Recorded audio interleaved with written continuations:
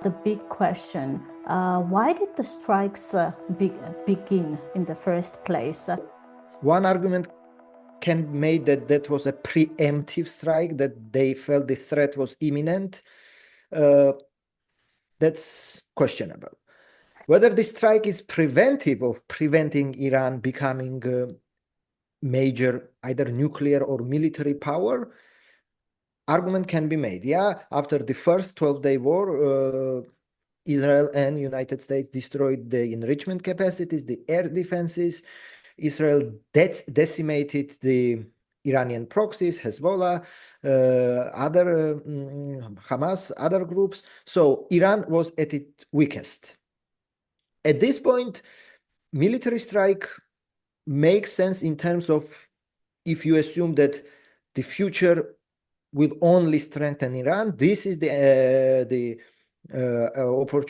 opportunity to strike and destroy whatever is left. So that's in IR theory, international relations theory, that's a preventive strike. You are preventing a country from becoming a powerful or a nuclear country.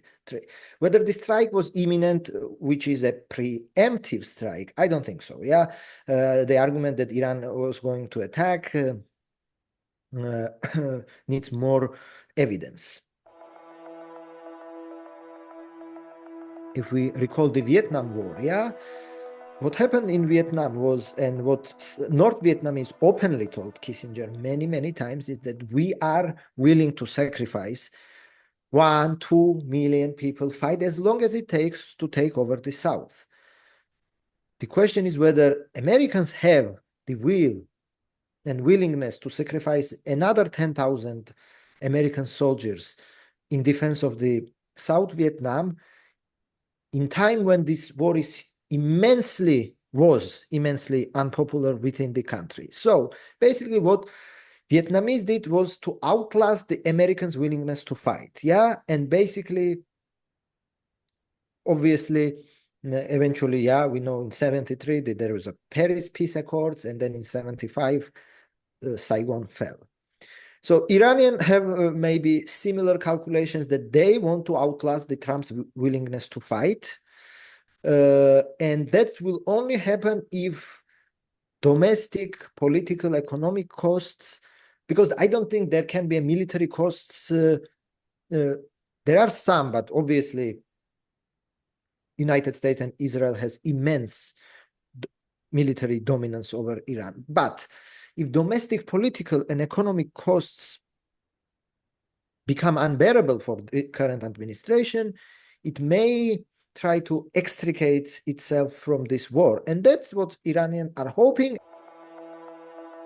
How possible do you think it is for Iran to emerge as a democracy out of this conflict? It's a little bit dream scenario for several reasons. First, beyond anything, in recorded 2,500 years of history of Iran, how many days from that period was Iran a democracy? Yeah, one could argue whether Mossadegh was a democrat or not. That's questionable. But beyond that, yeah, Iran was not democracy even for a single day. Yeah, maybe it was obviously less repressive, more repressive, but Iran was under autocracy. So the idea that at least you can just transform a country into democracy in one day, obviously that's not going to happen.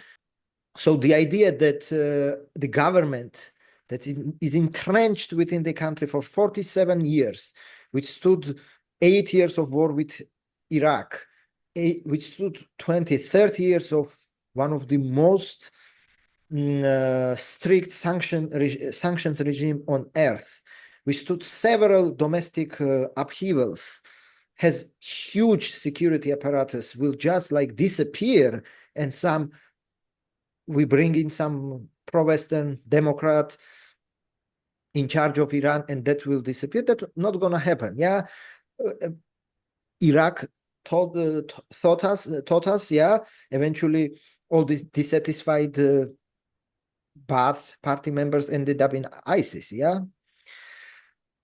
So democracy is in terms of like Western understanding of democracy, in my humble opinion, is the least likely scenario that there will be a democracy in Iran. The Iranian deep state with its armed wing, with its political wing, is the only structured and organized faction within the country. There is no organized armed or unarmed opposition, within Iran. That's why there was a talk to arm the Kurds, to mount a ground invasion, because there is no armed opposition.